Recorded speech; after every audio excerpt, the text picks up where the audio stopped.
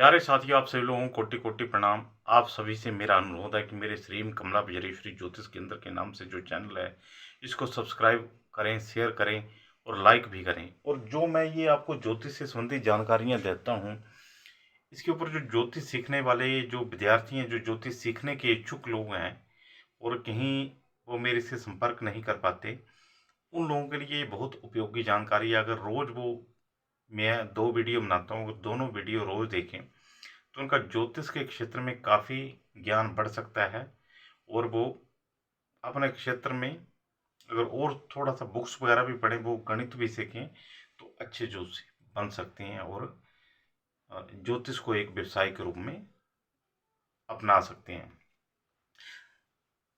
प्यारे साथियों, आपने सुना होगा बृहस्पति के बारे में कि बृहस्पति दूसरे भाव में, पंचम भाव में, सप्तम भाव में और एकादश भाव में स्थान की हानि करता है।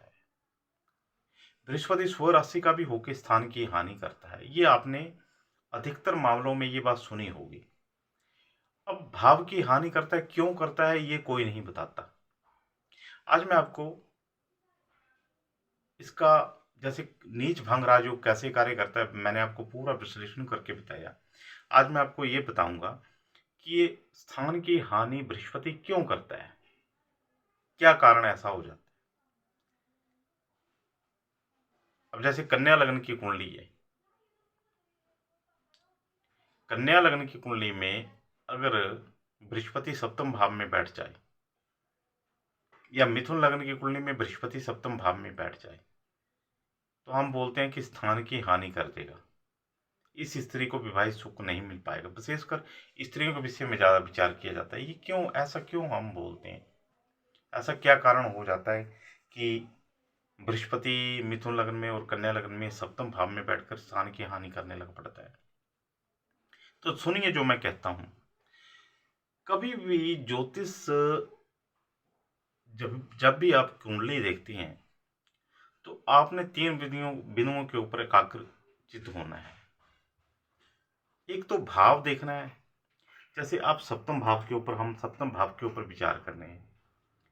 सप्तम भाव को देखिए, सप्तम भाव की क्या स्थिति है। किसी भी भाव की बात कर रहा हूं मैं, अभी मैं एग्जांपल सप्तम भाव का दे रहा हूं, तो सप्तम भाव की बात करूंगा। सप्तम भाव को देखना है आपने, सप्तम भाव को देखना है, फिर उसके भावेश को देखना है और फिर उसके कारक को देखना है। ये कारक को आप सबसे पहले प्रथम सोपान पर कारक रखिए। कारक की क्या स्थिति है, भाव की क्या स्थिति है। भाव के ऊपर पाप प्रभाव तो नहीं है, भावेश के ही तरीके स्थान में तो नहीं बैठा है। तो ये 3 बिंदु है। अब कब किसी भी बिंदु के ऊपर अगर आप सपोज करो पंचम भाव में यहाँ पे बृहस्पति बैठ के, ठीक है, तो पंचम भाव में तो हम यहाँ पे कारक कौन हुए, बृहस्पति पंचम भाव के। भावेश कौन हुए, अगर ये कन्या लग्न कुंडली है, मकर राशि के स्वामी शनि और भाव पंचम भाव। तो अगर बृहस्पति यहाँ पे बैठ गए और जरा सा भी पाप प्रभाव हुआ, तो क्या होगा, कारक की स्थिति डामाडोल हो जाएगी और इसका भावेश पंचम भाव भी पीड़ित हो गया और इसका भावेश भावेश आगे शनि, शनि यहाँ पे चले गए या यहाँ पे चले गए या यहाँ पे चले गए, तो पंचम भाव का भावेश भी, भाव भी और कारक भी तीनों पीड़ित हो गए।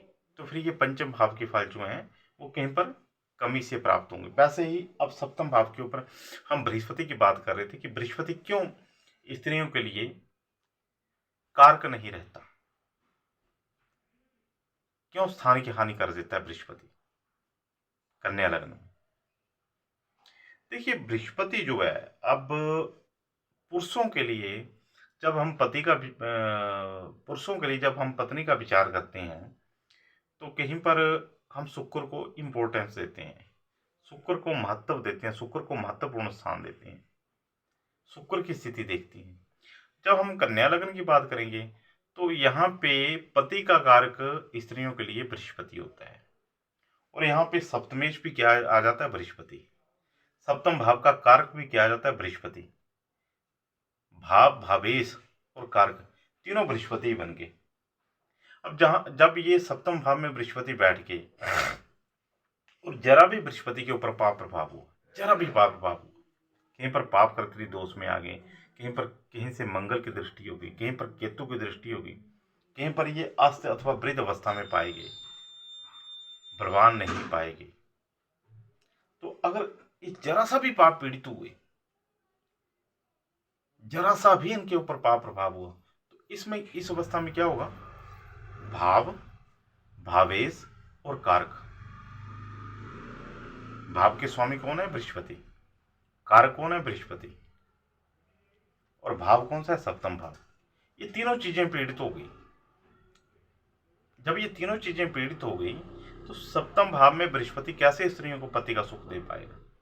हाँ, अगर ये बृहस्पति युवावस्था में बैठा हो, इसके ऊपर कोई पाप प्रभाव ना हो, बिल्कुल बलवान अवस्था में है, तब फिर ये स्थान की हानि नहीं करेगा, तब ये फिर संतान की हानि नहीं करेगा, क्योंकि इसमें भाव, भावेश और कारक तीनों का आधिपत्य बृहस्पति के पास है। भाव, भावेश और कारक। तो आपने कभी भी जैसे ज्योतिष के नियमों का जब आप प्रतिपादन करते हैं, ज्योतिष के नियमों का विवेचन करते हैं, किसी की कुंडली देखते हैं, तो आपने भाव, भावेश और कारक की स्थिति जरूर देखनी है। तो सप्तम भाव में यही स्थिति बनती है कि भाव, भावेश और कारक ये तीनों खराब हो जाते हैं। इस कारण सप्तम भाव में बैठा हुआ बृहस्पति जो है, स्त्रियों की कुंडली में कहीं पर वैवाहिक जीवन का अल्पता दर्शाता है, कन्या लगन में। अब ऐसे ही अब मेष लगन ले लीजिए और सप्तम भाव में कहीं पर शुक्र बैठा हो, तो वहां पे भाव अधिपति कौन आ गया? शुक्र। कारक कौन आ गया सप्तम भाव का? शुक्र।